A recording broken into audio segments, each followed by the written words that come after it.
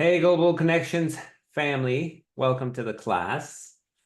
Hope you guys are doing well. Thank you for joining me on a Friday. Today we're doing things a little bit different. So we're going to be in this live training environment, but it's something that we are going to use quite frequently, especially in this environment that we are going to set up starting August, where buyer consultations and buyer agreements are going to be a requirement as per your broker, Paulina.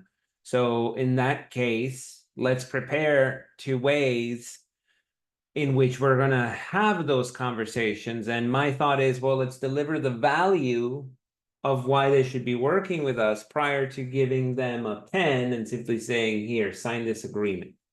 I feel that if you give someone a reason to sign up with you, it's going to be much easier to get them to sign rather than just saying, hey, this is a requirement for you to work with my office. Quite frankly, if you ask me, I would say, well, what's in it for me? And I don't know if has anyone here started to implement the buyer's agreement or at least entertain the conversation with the customer? I have. How did that go? Can you share your experience?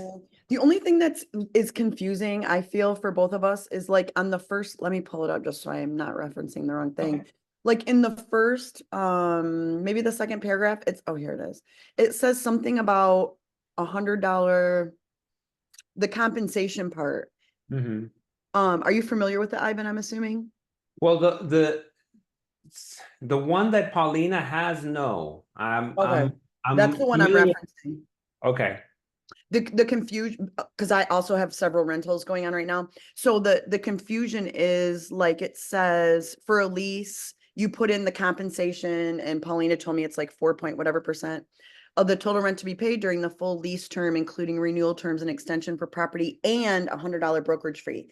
And then it's in parentheses, it says commission. So is that the $100 that they're paying for, for us to run credit and background?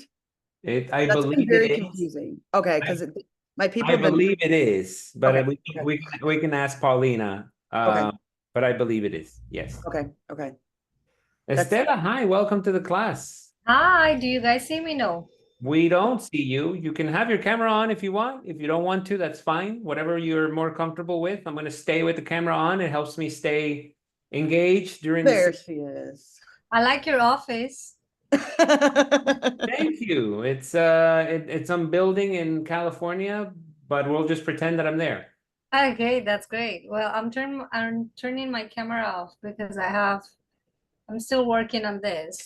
Look, I have a lens.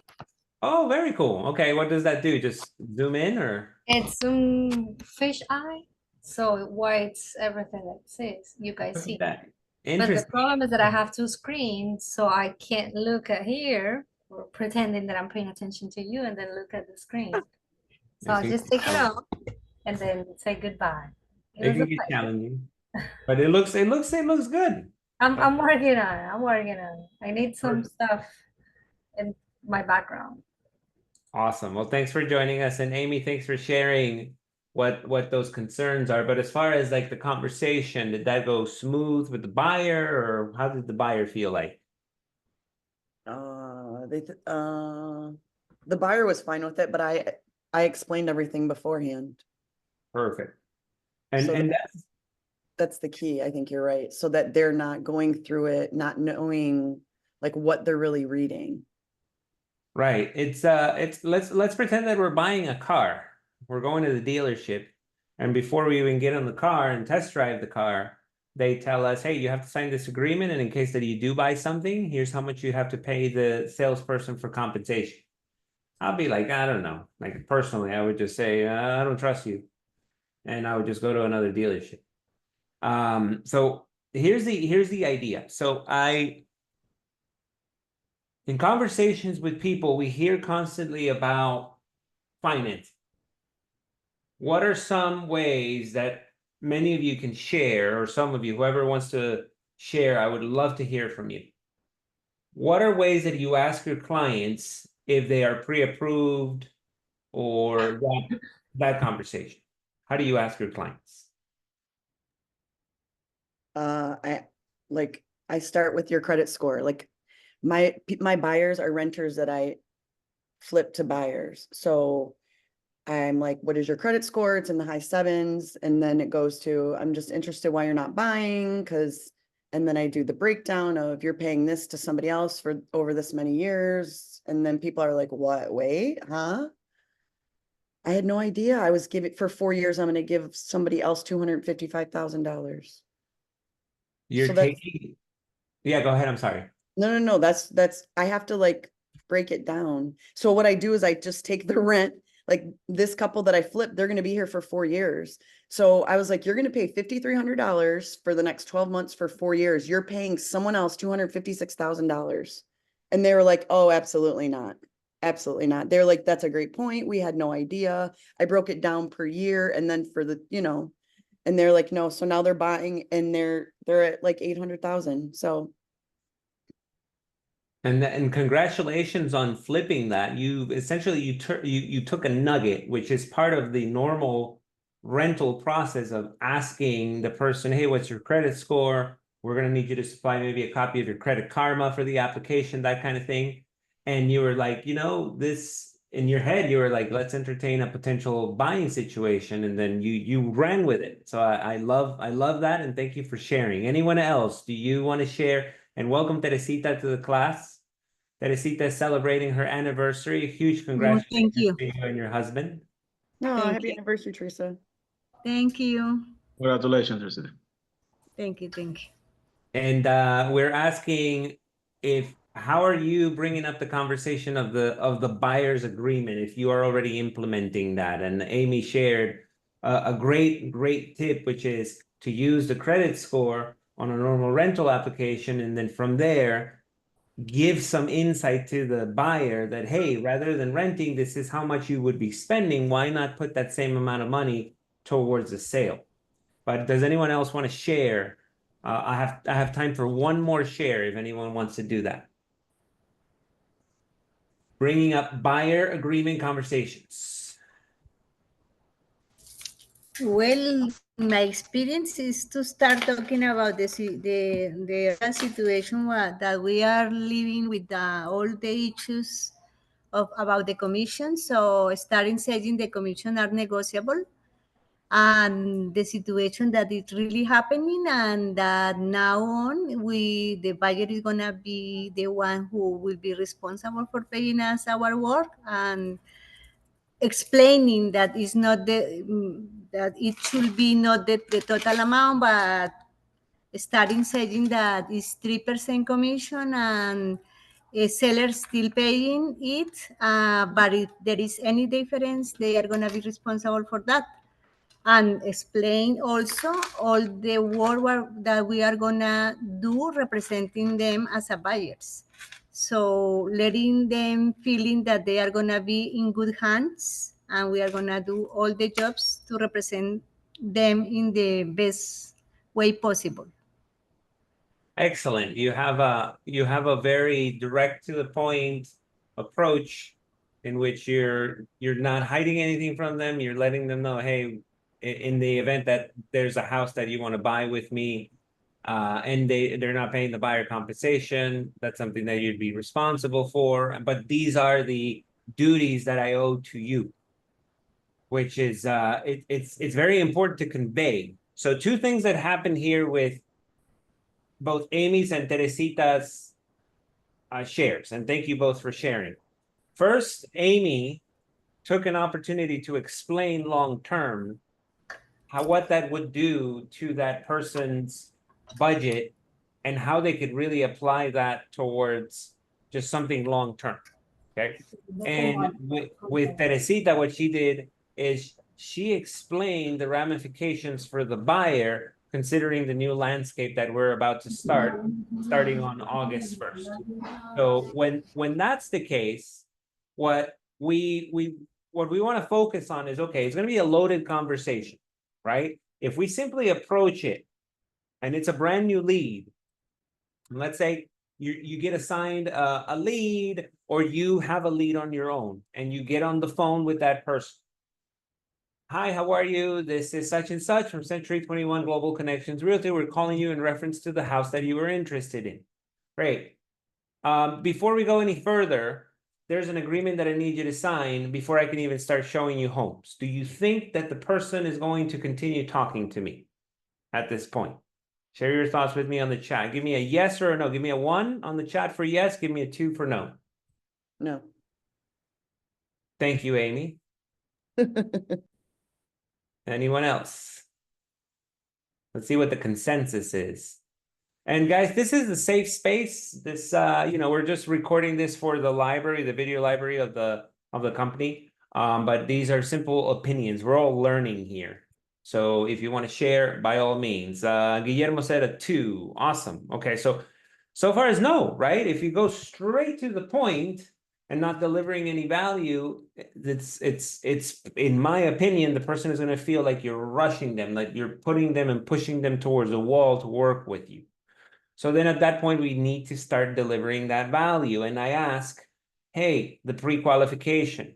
So in a lot of trainings that we've done and that I've taken myself, always bring up the money question. And the money question is, are you pre-approved? But I am learning that instead of us saying, are you pre-approved? A lot of the times the buyers don't even know what a pre-approval is. How many of you have had that experience? Hey, are you pre-approved? And they ask you, what's a pre-approval? Anyone? Teresa's like, maybe. Okay. Or a pre-qualification. Sometimes they know it's a pre-approval and they know that there's going to be a credit check involved, and maybe they don't want to go that far. So something that's worked fairly well for me is, rather than saying, are you pre-approved, during your initial consultation, you can then say something like, will you be financing this cash, or did you need some help with financing? We can help you find that in the event that you need that help. That's going to, at least in my experience, it's helped the buyer open up more as to, yes, I'm paying that cash. Obviously, if they have the cash, they're going to have a lot of pride. Yes, I'm financing cash. But if not, I'm telling the person, I'm giving that person some help. Hey, if you don't have your financing, it's fine. If you need that, I can help you with that. So we addressed that. We addressed the pre-financing during the first call. But then here's something else. What if the buyer doesn't tell you that they have cash or that they're pre-qualified? And you're going to have leads like that. Would you let that lead go, or would you try to find out if there's any other ways that you can help them? And be honest with this one. I got to be honest with you. When I started working leads, if I didn't know that they were pre-financed or pre-qualified, bye. Has anyone You need felt to gain their trust to be able to know more about them and try to see how for sure you can help them. so like a discovery phase? Yes. Any other thoughts? So the question is, if you start working with a client that you don't know that they already are qualified? Correct. And they don't want to tell you, and you can't find out. Do you continue working with the lead? Oh, sure, why not? Okay. So you're gonna do the opportunity to find out that they are already qualified. So it's like a weird situation. No?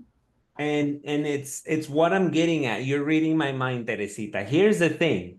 In a lot of, and this was like outdated learning, a lot of the times real estate coaches and influencers online and maybe your peers would say, hey, if they don't have the money, don't waste your time. Move on to another lead. But here's the thing. Estela says you need to earn their trust. Some people are not going to release that information until they're safe and they feel safe around you. And to Teresa's point, why not? So a lot of the times we're getting leads with an MLS number. When we call back and we say, hi, this is Ivan from Century 21 Global Connections Realty. I'm calling you in reference to the property that you requested information of, and we go from there. If we ask those qualifying questions and they give us the answer, great. But if they don't, that's fine. Still go and schedule the showing. treat your showings from now on as your interview with the customer so that they can sign that buyer's agreement and that you deliver that value. And how are you going to do that? Your showing will turn into your value proposition. We keep hearing about value proposition, dual consultation, showing consultation. Do it during the showing. And that's what we're going to do in this class. I'm going to show you, we're going to take a listing near the office. And we're going to pretend that we have a buyer to see this. So who wants to be my buyer? Amy, Stella, Guillermo, Teresita, who wants to be my buyer? Anyone? Amy. Teresa say her. She raised her hand. Amy's my buyer. They've all told you. Let me switch screens. Let me show you the property that we're going to be using as a demo. So I like this one because of the price. I think it's a lucky number. $727,777 is what it's listed for. It's literally right. The office is here, and the listing is here. So let's take a look at it. We go and we say, okay, let's schedule a showing for this. This one, can I do real quick MLS quiz? Can I do a showing time on this one or no? No, No. What gave you that?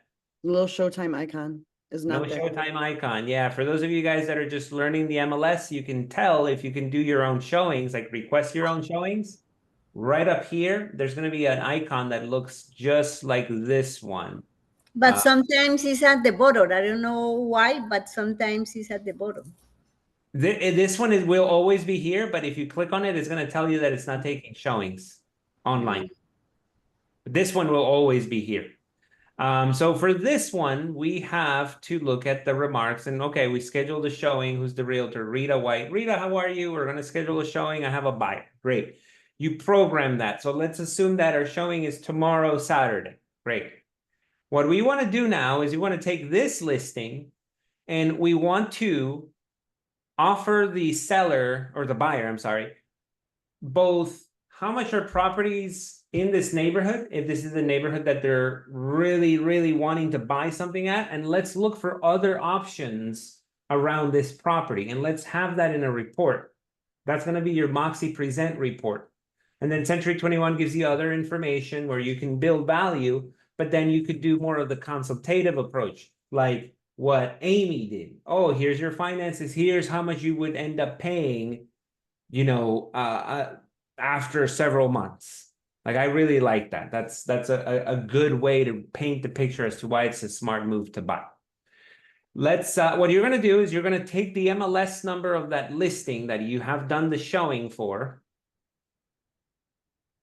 And we're going to go to MoxiWorks. So if you're following along on your computer, are you logged into MoxiWorks? No. Take a moment to log in if you can. If you can't, that's fine. You can watch this presentation again.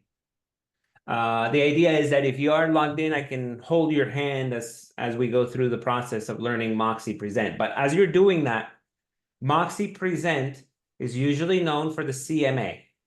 Well, it's going to be very popular now for your buyer presentations. When I taught MoxiPresent here at this office for buyers, I only did it with luxury listings because before knowing what was going to happen in the industry, I said, okay, you can easily go into Matrix and just grab the listings that are nearby. That's easy. You just go to the map, you grab a few of them that are around, off you go. Perfect. Print out the listing sheets, easy, yes. But if we look at MoxiPresent, how many of you have done presentations with MoxiPresent before? Raise your hand. Anyone? And Teresita, you're muted. I think you're trying to say something. All good. Yes, I did. You did? And what did you like anything as the design? How did you feel about the... I love the way that present the comps, because it show each comps with the best picture you select, and for the budget or for the seller in this case, they love that. It's easy that they navigate and see how is best comparing with their home.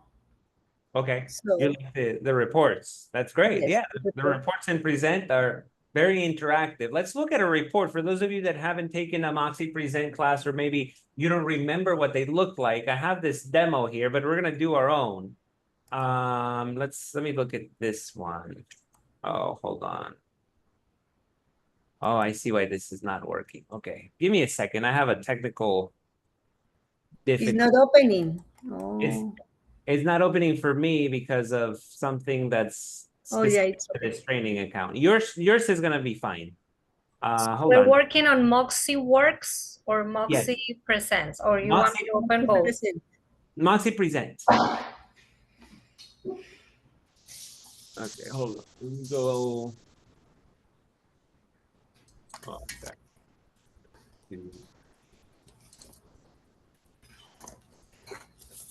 Okay.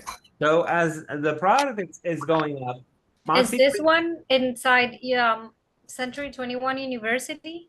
Yes. No, it's at 21online.com. 21 online. So Estela, what we did the other day, 21 online, and then you go to your productivity hub.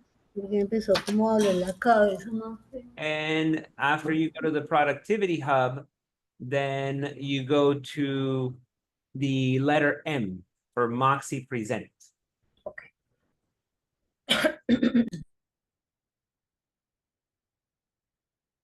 So the reports that MoxiPresent offers you, they already have all of the branding from Century 21, which we've seen the branding. It looks very upscale. The colors are great. That gold color always comes up. And imagine if you show up to a showing, then the idea is to show that house, wait to see what the buyer wants.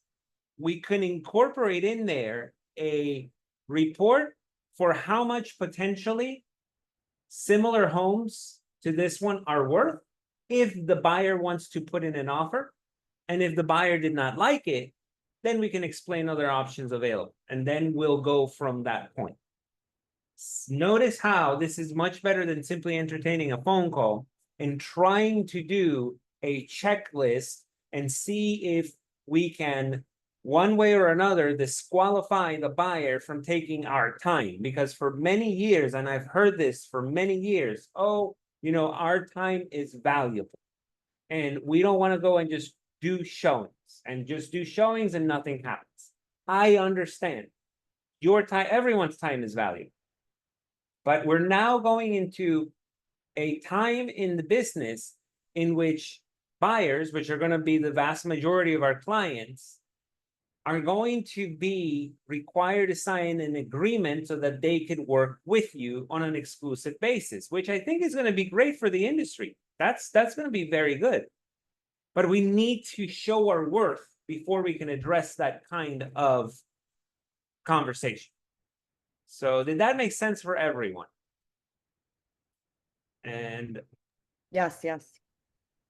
I'm having challenges. Yes. Yes. Perfect. Hold on. I'm having a challenge getting into MoxiPresent myself. So it's saying I just open it and then it's to do like a PowerPoint presentation. Is that what you're saying? It's to do a presentation. Yeah, it's gonna be at the top. It's gonna say Century 21 and then my name as an agent. Is that does what it does it say start new presentation? Yes. Okay. Bear with me for a second. I need an environment that works better. Hold on. So okay. Hold on. So I don't know if you can answer, but this house that I sent the message this morning to you guys, it's not my house, it's a referral. Okay. Is it possible, can I do a presentation like this, or this should be with the listing agent, like or she should send me something like it and I can't do it myself? Or what do you think I should do? So, Because so- they're Century 21 too, but I don't Mhm. know. Well, the office is different. Do you understand what I'm saying? and you're wanting to send, so you're wanting to show that property? Yeah, Okay, maybe not as a listing agent, as a buyer agent. I don't know. Right. I'm not representing any buyer at the end right now, but I want to promote the house, of course, because I want someone to buy the house. of course. So if you get a showing for that listing, then this is where this exercise is gonna come in handy. You get the showing, you schedule the showing, and then you go meet with the client, you do the showing, and then after that, you ask that person, what did you think about the house? So you wait. If they like the house, and you can then say, great, how does it sound about us presenting an offer, putting in an offer on this home? And then you can go over details of the house. You can go over comparables of similar properties around the area to make sure that you are offering the right amount. Mhm. But if they don't want to put in an offer, then in the same report, you're going to have some active listings. Okay, if you're not putting in an offer, then let's look at other homes which are similar to this one. And if that doesn't work, at least the buyer is going to know that you took the extra time to meet their needs. And that's the exercise. The exercise is to win them with value so that they see that you're ready to work, not just there to show a property. I think I got this to work. Hold on. Sorry, I was in another training account and that didn't work. So I needed to go to another training account. Okay.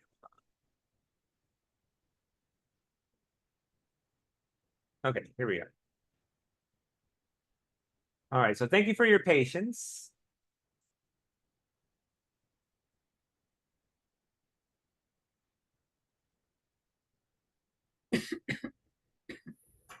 And Estella, you got present at century21.com. Whoever else is logging into MoxiPresent, are you getting something? It's not stuck like mine. Do you want me to share with you what I have?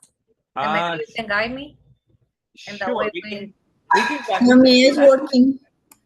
Yours is working? Okay, yeah, mine is. And I'm trying two different accounts. Okay, whoever would like to share their screen, and I'll just tell you where to click. Thank you. Teamwork, I love it. Okay, so you went into a presentation. So as you see, all of the bright, nice colors, you're simply taking this presentation, you can print it out, or you can send to the person as a link, but we'll worry about that part later. What I want you to do, Estela, is go to the top where it says MoxiPresent. So this over here. Perfect. And what we're going to do is we're going to click Create New.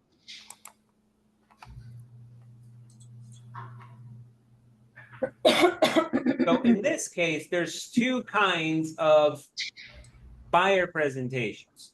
You have a buyer tour, this one over here. And this buyer tour is if you have showings, if you have a lot of showings and you want to put them into a report, you can.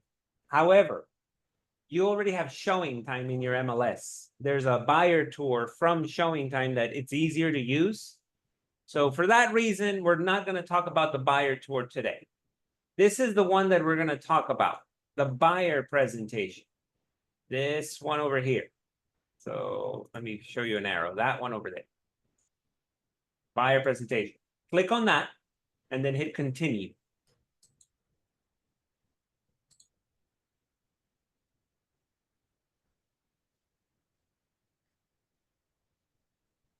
So if we look at this, it says brokerage templates. It says default buyer. If we look at pages on the right-hand side, see where it says pages?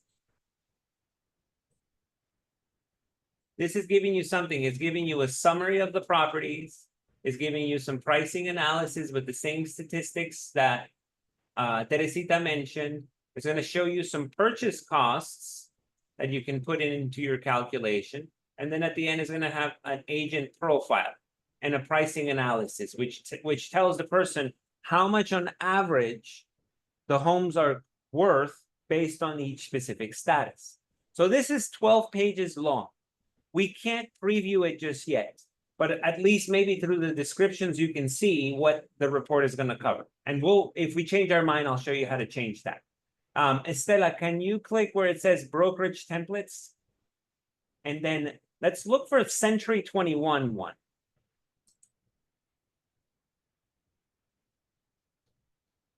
Notice how we have a Century 21 buyer's presentation with 27 pages.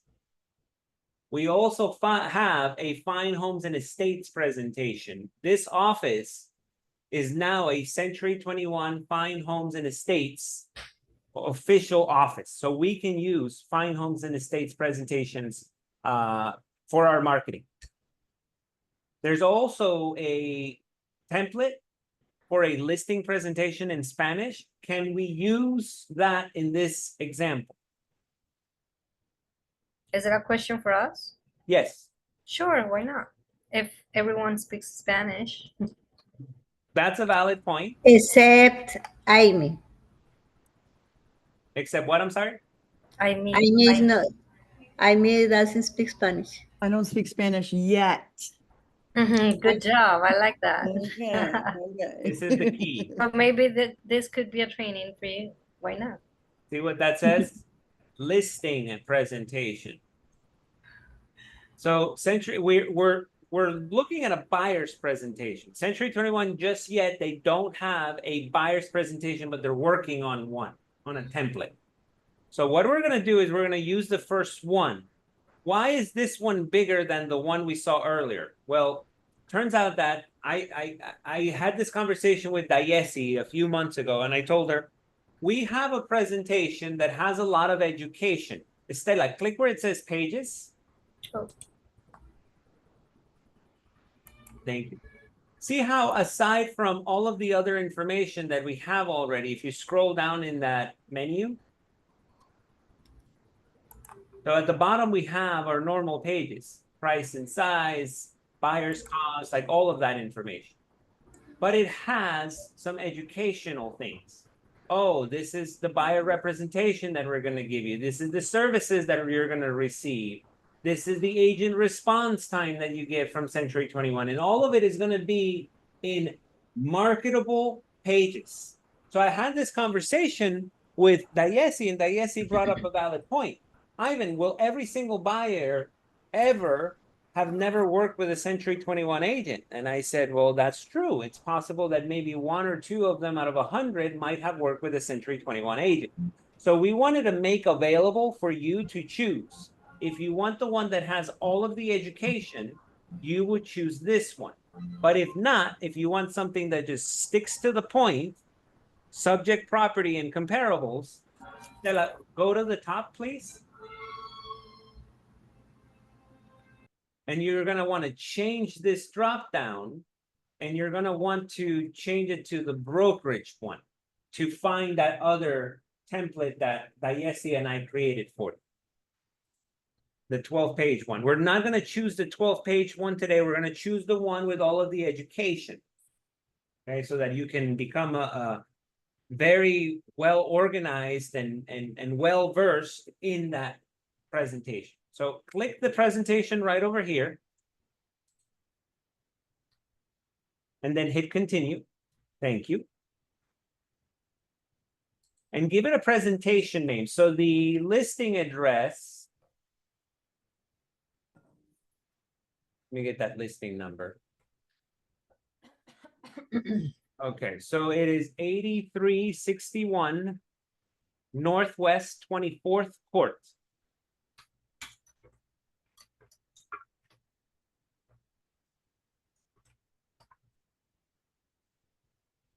Is that okay? 24 CT.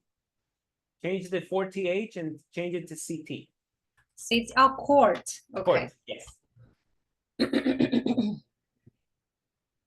After that, you can choose if you want a classic presentation on the buyer report or the luxury presentation. Something I can tell you about the luxury presentation is the text is very small. You can try, and here's a suggestion for you. Try out some buyer presentations on your own with just look up a listing online and imagine the same scenario and try both of them. I personally like the classic one because the text is bigger. That's the only reason, but that's me. So check which one works for you. We're gonna go with the classic. Let's go with that. Hit create. And this is gonna bring you to a 5-step wizard. You're gonna put in the MLS number of the property that you're gonna tour, and check this out. You can even, if you're meeting, let's say that we're meeting with that customer at the office and we're going to the showing. We can put in the office's address so that they get an itinerary or turn-by-turn directions to get from the office to the listing if they get lost. You could put that down here. If Stella, can you scroll down, please? See where it says adding your client's starting location will allow the drive time chart to display turn-by-turn directions to the showing. So if you want to do that, you can. You don't have to, but if you want to do that, you can. So Stella is gonna put in an address there. Thank you. Do you want me to put the? Yeah, put the office. Yeah, 2452 North University Drive.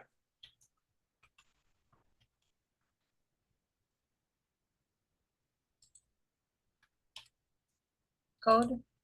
Lord, you don't need it. It already found it. Okay. And then hit set location. So we have that. Let's go to the very top of the page. And we're going to put in that MLS number in here. So the MLS number for this listing is F as in Frank 104-370-97. And hit import.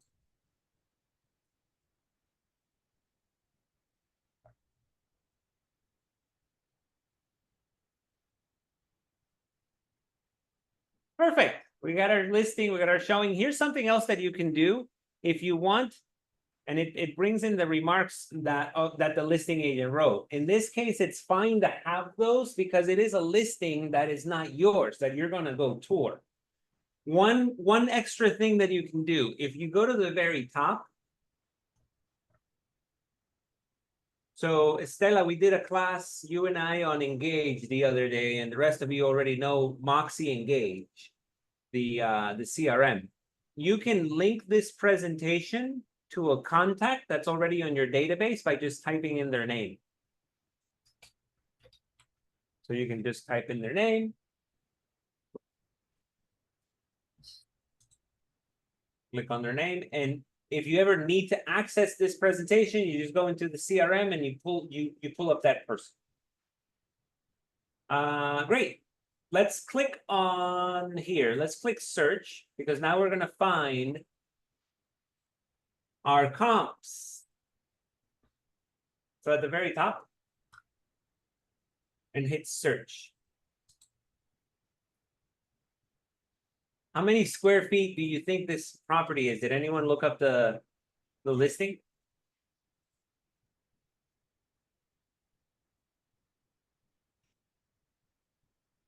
Anyone?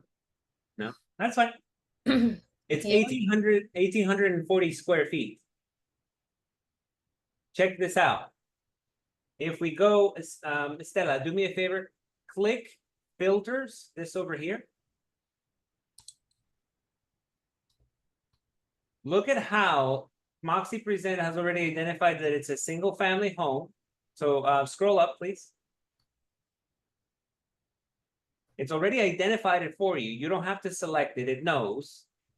And it also shows a square foot range. So it took the 1,850 square feet and it did a ratio of properties that were within plus or minus 15% of the subject property's square footage. It found you your comps. Pretty much. You can select, let me get rid of that. Okay. You can select any other features in here so that you can have this search be as similar as possible. So let's scroll, Stella, scroll to the bottom, please. The features. Let's see. Let's compare it with the MLS now. This property says that it's a. Does not, let me see if it has a pool. It does. It does have a pool, and it's waterfront. The waterfront is it's in that canal that we see on Sheridan before we get to the office. That's their waterfront. Okay. Sure. So let's click pool. And let me see. On the views, we can leave it as any, hit apply.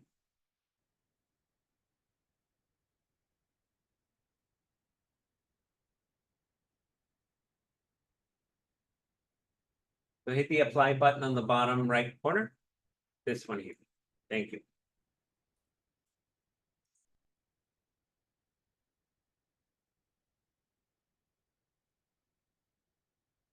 Notice how now Moxie finds me comps that have similar features.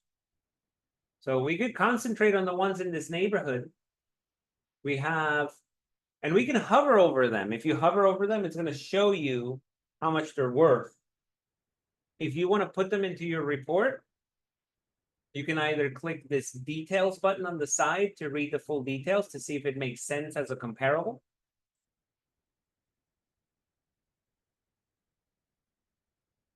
Four bedrooms, 2 bathrooms, 775,000. This one has a pool, it's waterfront.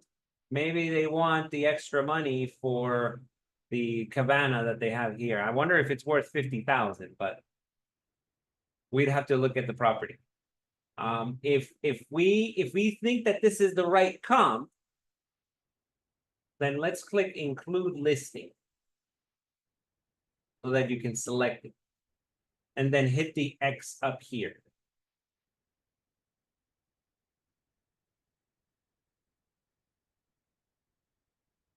What X? Go to the very top. See, there's top? Yes. So You want me to close here? yes. So that still selects the listing, but it lets you read the report. If you don't need to read the report, that's okay. Just click anywhere within the listing list, and it's going to select it for you. So what's the idea in a real life situation? You're going to want to go through the details, see that it's the right one. If it makes sense because it has similar features, we can use it as a comparable. This one, waterfront with a pool, about the same bedrooms and bathrooms. Pool home with lake view and no neighbors behind, because there is no HOA. Looks like the right one. There's just no pictures, so that's kind of weird, but okay. Well, it's a sold, so they probably asked the MLS to take away the pictures for privacy. So we don't have pictures. You can trust it. You can say include the listing. And then we hit the X again.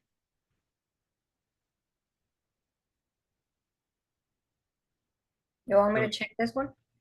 Check this green one. Let me this one, the one, yeah, that one. So that one's it in the 650K. See how when you're hovering, when you look at the map, it shows you which one you're talking about?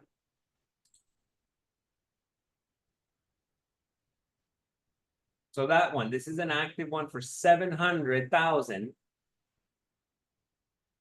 This one is less bedrooms and bathrooms.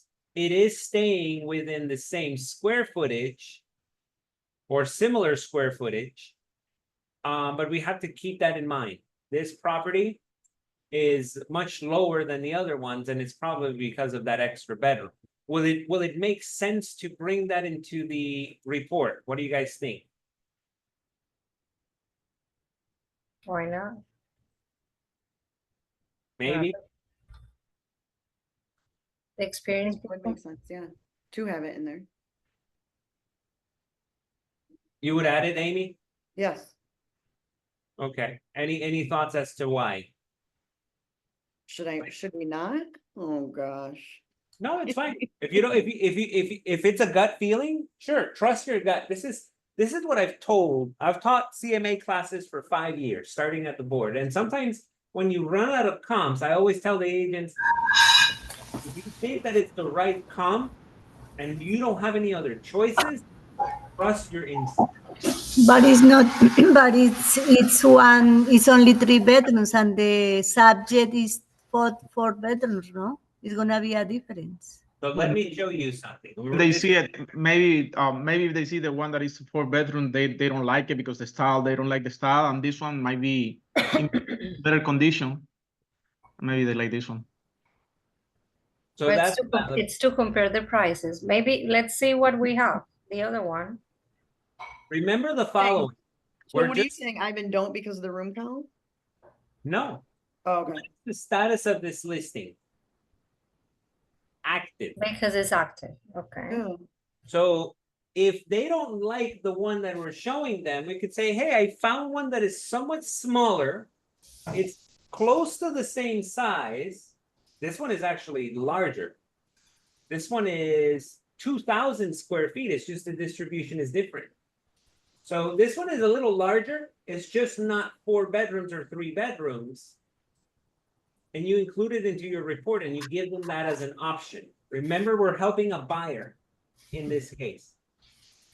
For the ones that close, if you ever get into that scenario where you don't have the same amount of bedrooms and bathrooms and you don't have any other resources, what you can do is you can do an adjustment using price per square foot. Moxie will give you the price per square foot of each one. Stella, can you do me a favor? Go to this one over here, please. Go to the details. Where do I click for real? Oh, details. Details, yes.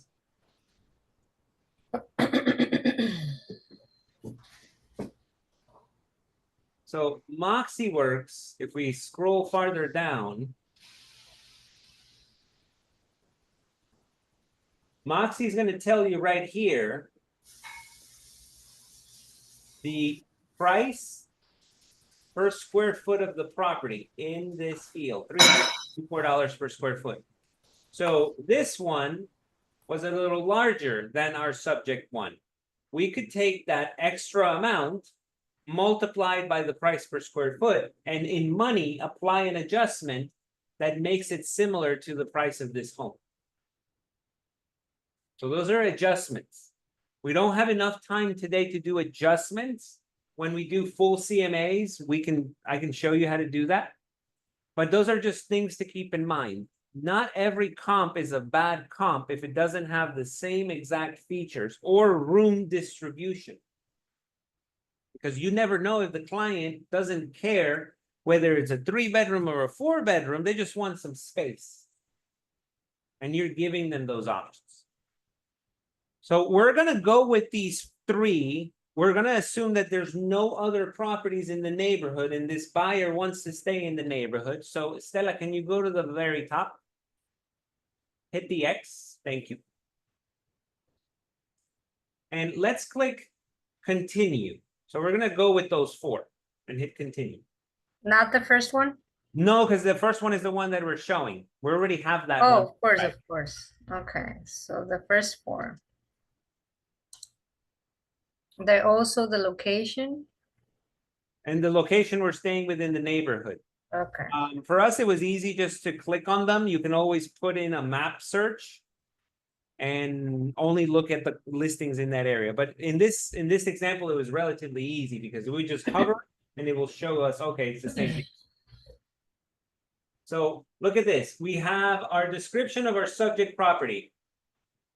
Great. We don't have to worry about that. Here's our comps. If we ever need to apply any adjustments, like the one I just shared with you with price per square foot, we can do that. What would I recommend in this scenario? Because we're just entertaining a buyer and we're not going to get in very in depth. I would just say, let's continue with these averages. If you have the time to do the adjustments, do them.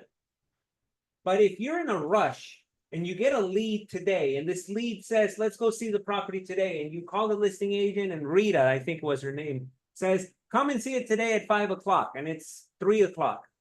Do you have enough time to do adjustments? Probably not. So you're just going to rely on these average statistics so that when you're addressing the conversation, you can tell the buyer, these are properties, if you like this one, that are similar to yours, on average, right, plus or minus 10%, this is what they're going for in this neighborhood. So let's keep that in mind if we want to put in an offer. Okay, if you don't have time. If you have enough time, apply adjustments. And I'm going to show you how to do an adjustment just so you know. Let's do the let's do this, the first one. Click add edit adjustment. So it's asking me what is the name of the adjustment. So you can do it based on size. So label it size.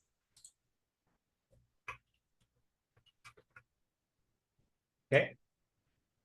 This property is 1,944 living square feet. And the subject property, Oh, this is money. I'm sorry. You're doing math. we're doing in money, yeah. Okay, baby. Thank you. So you want me to put here 945,000? Is that what you're saying? No. I'm sorry. No, we're Nothing. not there. We're not there yet. Oh, I'm sorry. Okay. Okay, so we call it size. We have 1944. And the subject property is 1,840. So that's about 100 square feet. Oh no, this one is, yeah, 1944. So that's about 100 square feet. Do you remember how much was the average price per square foot that Moxie gave us? No. If you forget what it is, it's up right over here. Here? 338. Here in the back. Oh, here. 338. Right up here. This is, even though you can't see it, this is the average amount, the middle one. So we're going to take 100 square feet times 338. How much does that give us? 3,308 with 80. Okay. So because this property is bigger, we're going to assume that the market paid more money for it because it was bigger. So if we're adjusting this to make it even with the one we're comparing to, what are we going to have to do to the price here? Restart. Take away. Take away. So you're going to hit the minus sign. You're going to put in that amount. The minus. Yeah, so you click on the amount in the box. In the box. Okay. And then hit minus and then the amount. Okay. 3,000. Sorry. Like this? Yes, and hit add. And hit confirm.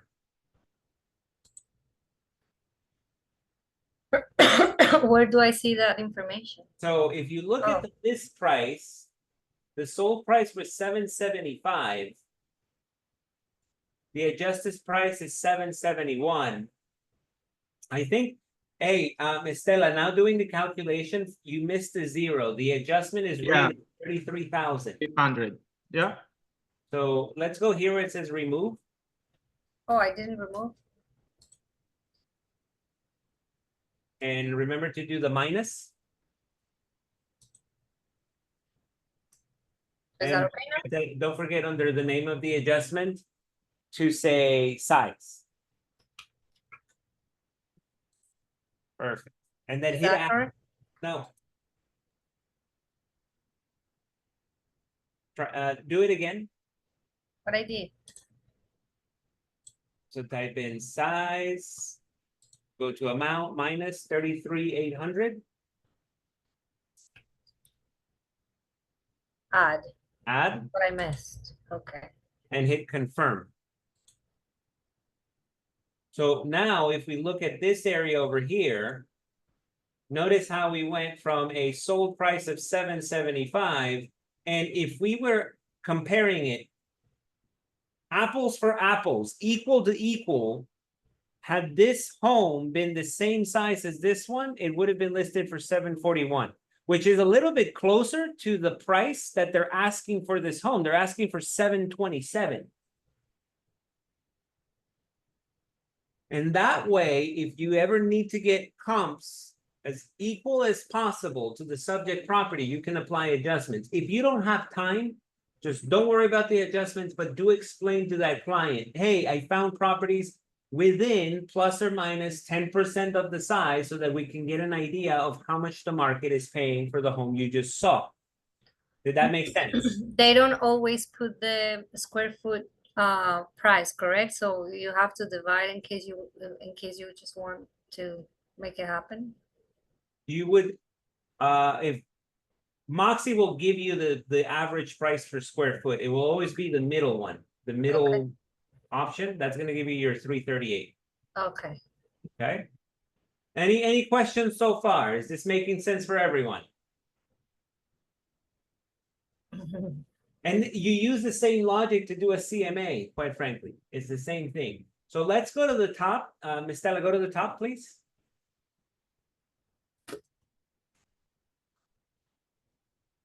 Hit estimate.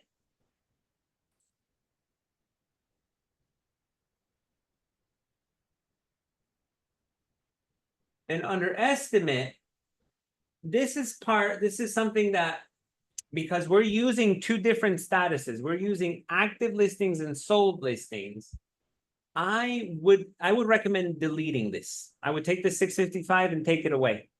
Because remember that we have an active listing that is a little smaller, but we're just providing the buyer with another option in case that the buyer doesn't like the one that we just toured with them. So I would take that away. I would just tell the seller this or the buyer the following. Hey, based on average sales, they're asking for your home, for the home that we just toured, about 688. Let's keep that into consideration. How does that number make sense? Has anyone here looked at the most recent stats? Paulina published the most recent stats. Did anyone look at those? I lost you. So earlier in the week, Paulina sent the monthly stats for sales in Broward County. It's possible that you didn't look at them. Get in the habit of start to look at them, because this tells you something. Right now in Broward County, there is an average list price to sales price ratio of 6%. What does that tell you? When people offer a house at $500,000, right now the market is asking for a reduction of 6%. So at closing, they get paid 6% less from what they originally asked for. And that explains why this number, 688,733, is about $40,000 lower than that 727 that they're asking for. So those are things that we want to take into consideration when we are doing this buyer presentation with the person. Okay, great, you like this property. Let's put in an offer for it, but let's look at what other similar properties in the last 6 months have sold for. If you want, and this is optional, Stella, click this estimated closing costs area. If you want, you can put in, you already have them. This is only if you already have them. Mortgage information, the percentage of the down payment, the origination fee, if they have a solid pre-approval, any settlement costs. If you know those costs and you want to give them a really good average of what they will be closing with, you can put those in. Will you be doing this every single time? No. No, but if you have the information, you have that resource. And then the last thing is, let's look at the report. The report is done. In real life, this will take you less than 15 minutes. We went an hour because we talked about the philosophy and we talked about the process of getting it done in the computer and also my computer problems. So thank you, Estela, for coming to the rescue.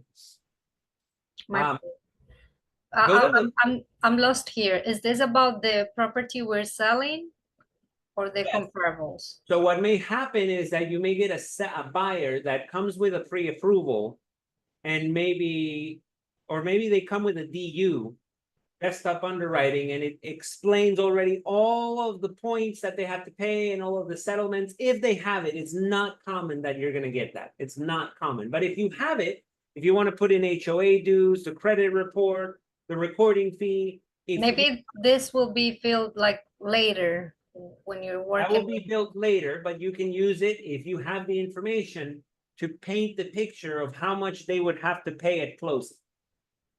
It's a calculator. It's an estimation. Okay. Yeah. And it does the math itself. Yes, it will do the math. Mhm.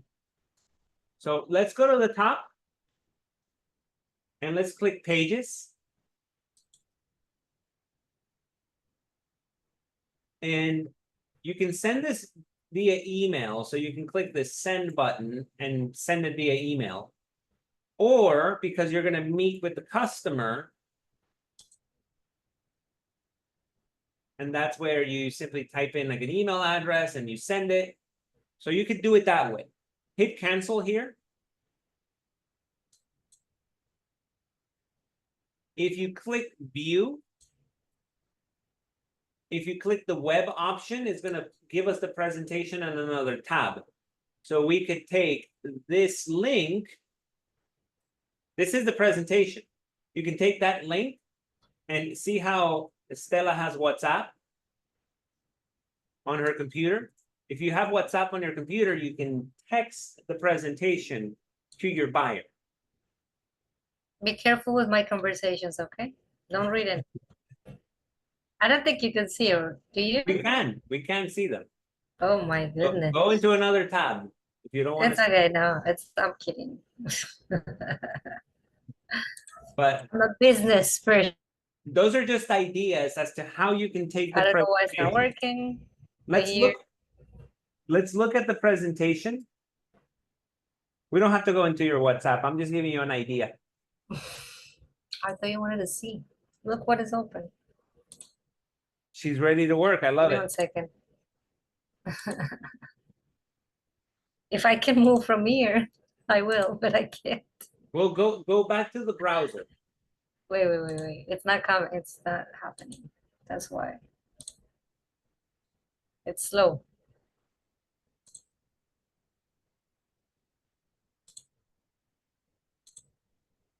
Here's what I'll do. While you get that squared Is away. this the presentation? No. Oh, yes, perfect. No. So I this think is the whoever- presentation. Oh, no, the presentation is in the click here. Click Maybe here. here. Where is it? Where are you? Right there. Click up here. Okay. Click view again. And click web.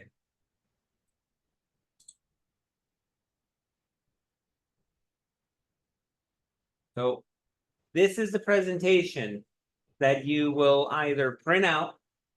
You want to give it to them as you do your consultation. If you bring your laptop or you bring your tablet, just have this handy and go over all of the things that Century 21 offers. One thing that you should know at this time, there are some technical issues with MoxiWorks with these pages that is set to be resolved today. So that's why we're not getting some of the graphics. The company is aware of it. And it will be fixed today. But this is the report. This is our listing, the one that we're seeing. So before you go into the showing, you can say, hey, we're about to see this house. These are the details. This is the information. And then this will go into the services that you receive, and you can do a consultation based on that. My suggestion to you is put this into practice with as many listings as you want.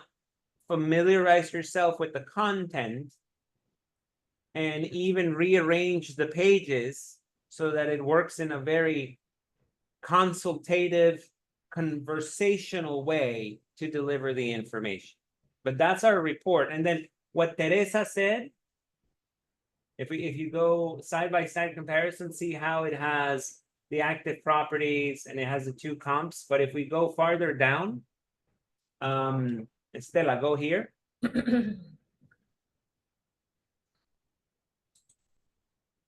Here, Oh, there, you're there. Perfect. Okay. Go a little higher, please. Okay. If you a little bit down, you went too high. Okay, right there. So if you're looking at a report and you just click, let's say that we only want to look at the active listings. And we want to see what the averages are. you want me to click here? Click sold. So that's going to leave only the active ones. And that's giving you your averages based on active properties in your count. But then if you do this, go back up there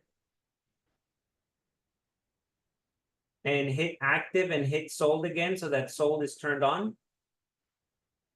It's going to give you your average. Click there. It's going to give you your averages for the ones that were sold. So if you're presenting things, you can also say, okay, this is the average that we have active right now. And this is the average that we have sold right now. 11 days on the market. Apparently listings are flying in this neighborhood.